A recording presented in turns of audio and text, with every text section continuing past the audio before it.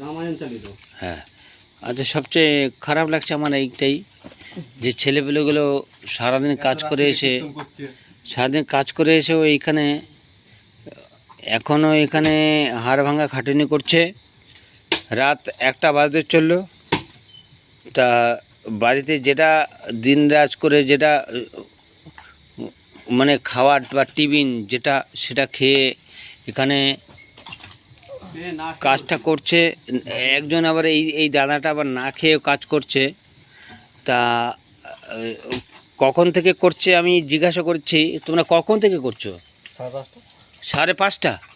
এরা 5:30 থেকে কাজ করছে আর এখনও করে যাচ্ছে রাত 1টা পর্যন্ত।